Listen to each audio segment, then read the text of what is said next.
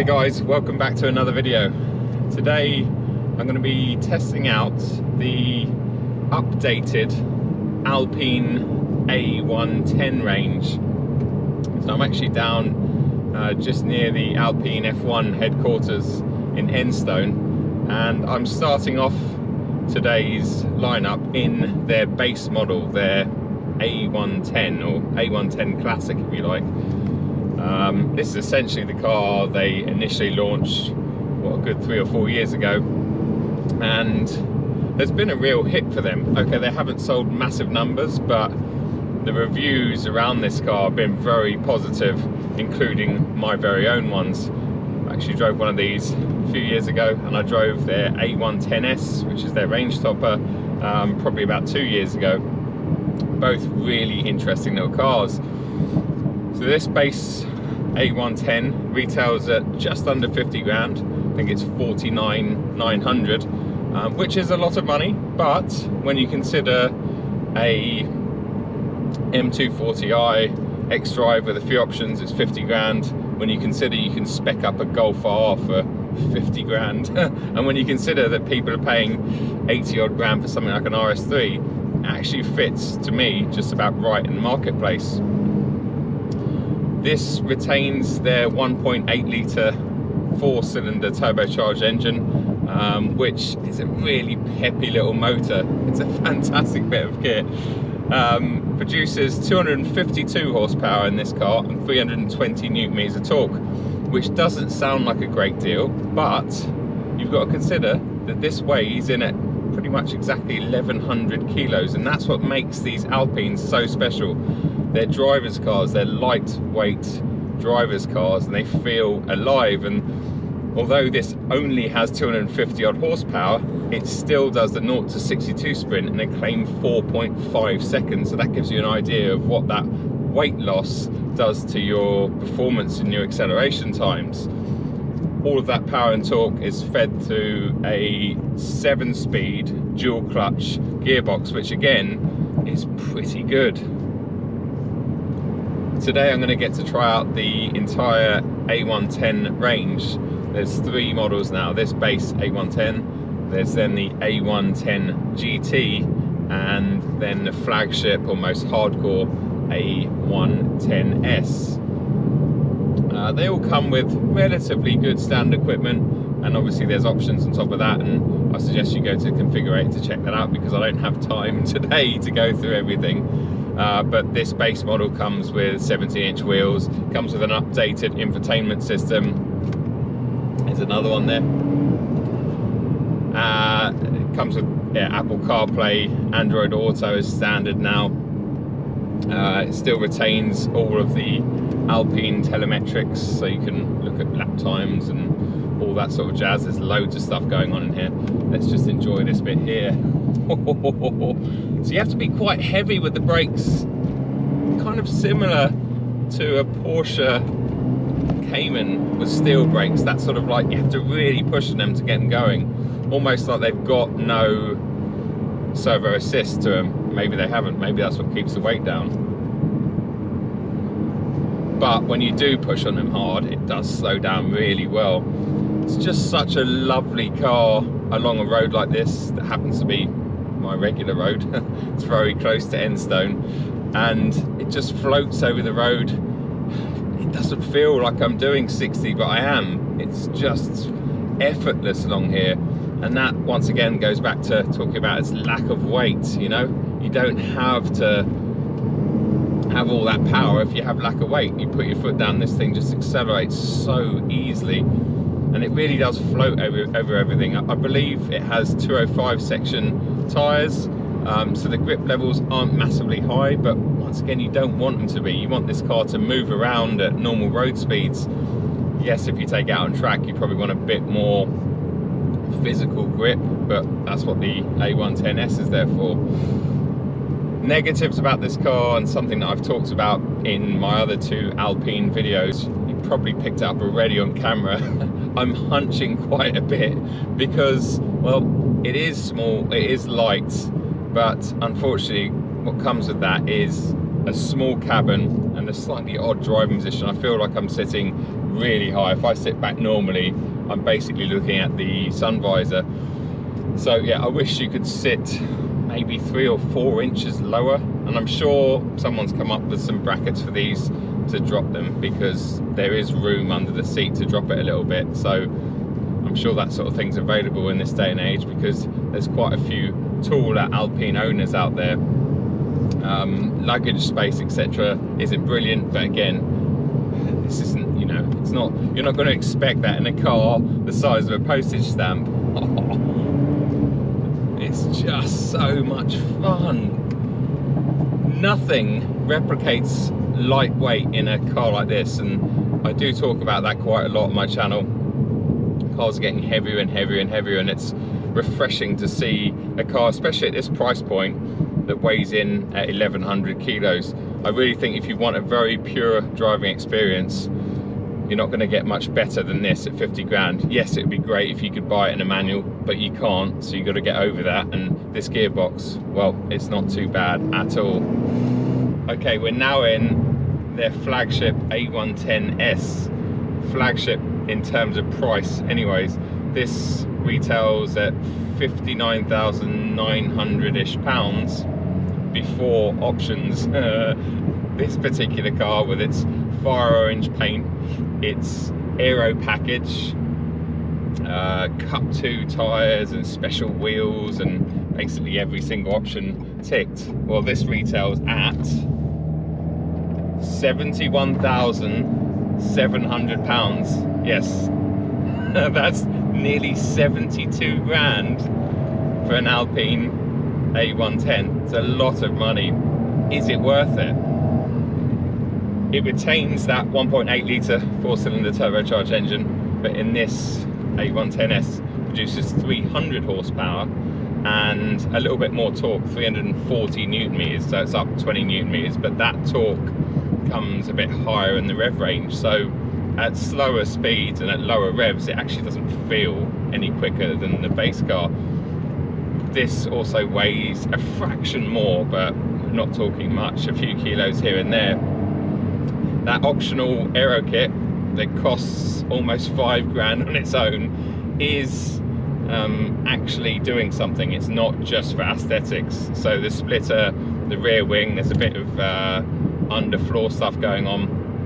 It produces, off memory, about 150 kilos at top speed. So it is pushing the car down the ground a little bit, and it does make this car look a bit special, or a bit more special. I must admit, I'm not always the biggest fan of wings and splitters on cars, and I think the Alpine A110 looks good with them off and with them on. But I suppose if you're going to be taking your A110S out on track, like you probably would with this car, then a little bit of extra downforce, well, that's never going to hurt. This covers the 0 to 62 sprint in a claimed 4.2 seconds, so it's 0.3 of a second quicker. And it will actually go on to a top speed of 170 miles an hour. Okay, it feels special. I can feel the extra grip straight away from those Cup 2s. The stiffer suspension setup. I mean, it's blisteringly fast, this car. It really, really is. Once again, don't look at that 300 horsepower and think, oh, 300 horsepower, that's what a hot hatch produces these days. That's not particularly special. It is special when you're talking about a car that weighs 1100 kilos. What we didn't talk about in the base model A110 was what it sounds like, and actually you can hear all those pops from the exhaust, and they're real. When you accelerate from first, listen to that. Really good. You can hear plenty of organic sound because the engine's just over my shoulders here. You can hear the induction sound, you can hear that turbo spooling up, especially when you're in a higher gear and you put your foot down. It's great, it really is. And although we're talking about something that's just got a 4-pot, it's definitely more sonorous than, let's say, Porsche's Cayman Boxer 4. I think this sounds a lot better. Really interesting little package, this car, but this particular one at almost £72,000, God, that's a bit steep, isn't it?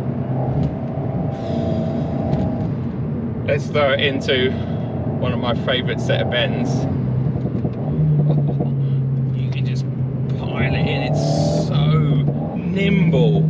Turn, front end just goes where you want it to go.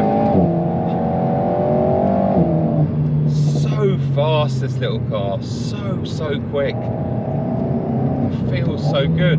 Unfortunately, once again, I have got this awkward driving position, but when we swapped cars just then, I did have a proper look at these buckets, and they're actually in their middle setting, so you can drop them by about an inch, which isn't quite enough for someone of my height, but that's going to help. So if this was my car, I'd get the spanners out and drop the seat, and it would just about be bearable if it was in its lowest setting.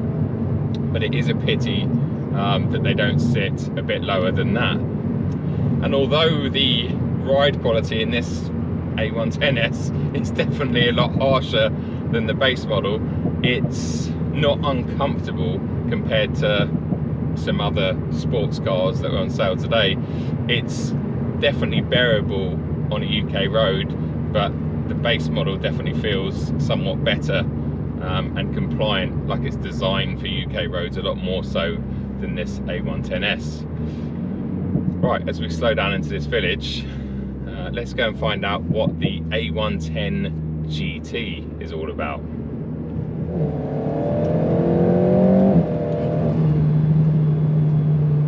Right, now we're in the A110 GT.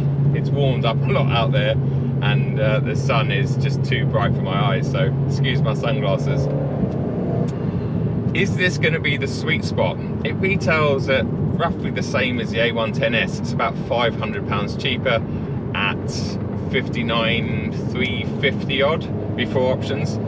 This particular car has about 3 grand of options on it, so things like the paintwork, folding mirrors, upgraded sound system, but fundamentally it's not much different to a stock car. The biggest difference, from the inside at least, are these comfort seats. I think that's what they call them, and they're very comfortable. But most importantly for me is, you probably noticed it already on camera, well, I'm sitting a good 1.5 or 2 inches lower, so instantly I feel more at home in this particular car. And that's before we talk about, well, its chassis setup and everything else that makes these Alpines so good. In terms of running gear, well, this has the same 1.8 litre 4-cylinder turbocharged engine, but it's the higher output, so it has the same output as the A110S, 300 horsepower, 340 newton meters of torque, and again through the same 7-speed, I think it's a Getrax dual clutch gearbox. So you get the more fruity running gear setup, but what's the chassis setup like? Where have they gone with this GT model? You would think, judging by the comfort seats and the comfort interior, that they would go with the softer setup. This GT has Pilot Sport 4s on it, not 4S's, 4s, just like the base A110. And remember that A110S had the optional Cup 2 tyres on it. Now, in terms of actual ride quality, well, I didn't investigate this before the drive because I wanted to sort of express my feelings and tell you what I honestly thought about it without looking at the spec sheets in terms of the setup. But to me, this feels very similar to the base car, so a lot softer and arguably better for the UK roads, especially a road like this. The A110S was just a little bit stiff. Okay, the S would be better for a section like this, a bit less roll, but this is just brilliant.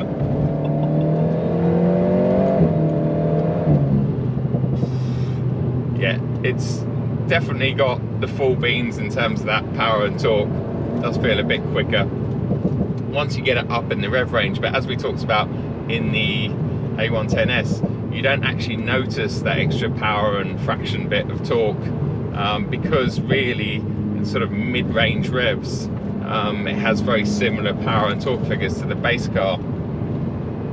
it still feels lovely and alive.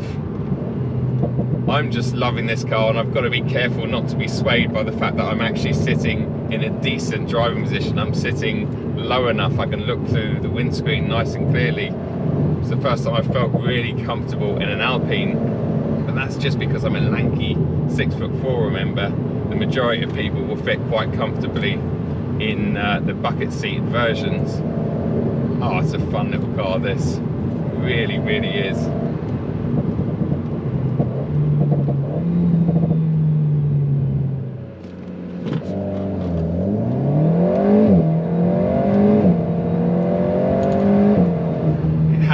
No issues with grip at all at this time of year. This also has a claimed 0 to 62 time of just 4.2 seconds, so exactly the same as the S model, and it feels every bit as quick as that.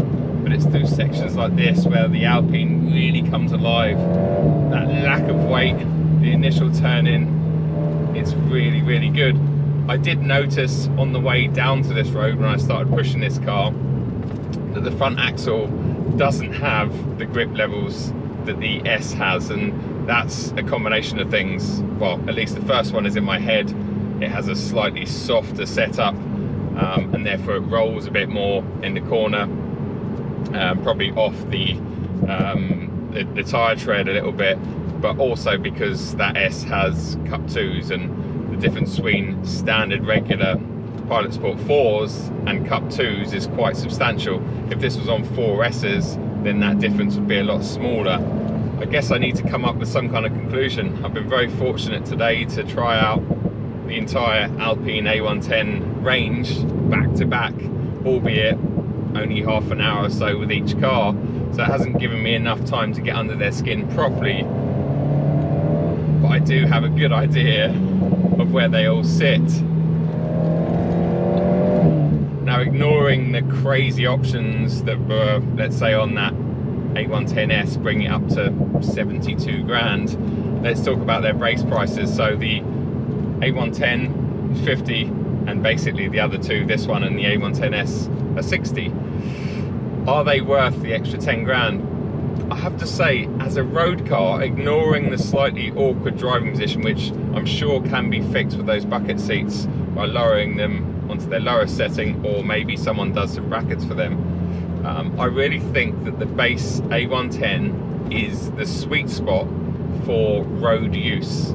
As I've mentioned a couple of times in this video already, you don't really notice that it's lacking any horses or any torque, only when you're really pushing hard. And that car just seems to feel a little bit lighter, probably is by a few kilos, but it just seems to feel alive, and the perfect setup, the perfect combination. Yes, if you did have this extra 50 horsepower like you do in this car, I'm sure that would never go amiss, but paying essentially 10 grand for that, I know you're getting a really nice sort of interior and a few extra bits and bobs as standard in this model, but I don't think I could really justify it. But saying that, this driving position is really nice, and just looking forward here, if it's going to be a daily and you want something that's going to excite you, that's going to make you feel special, going to make you feel like you spent 60 grand in your car, well, this GT is the one for that, because yeah, it's just such a beautiful cabin in here, it really is.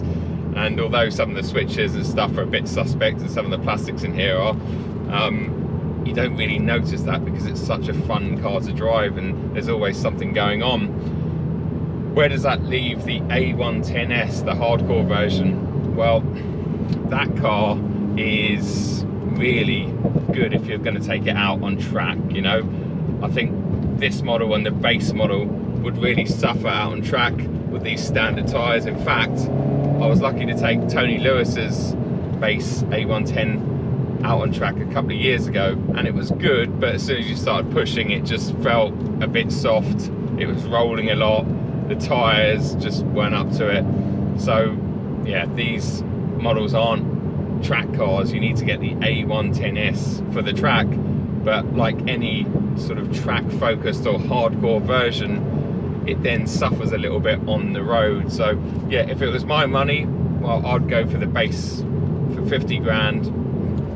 But if you've got the extra cash, you going to be using it for more road use, daily stuff, and not tracking it, then this GT does have a place in the market, and it really is a nice car. If Alpine said to me, you can take any of our range to the south of France and maybe stop at the Red Rock Road on the way, I'd pick this car, because the S would be too hardcore, and I'd feel maybe that I was lacking a little bit with the base model.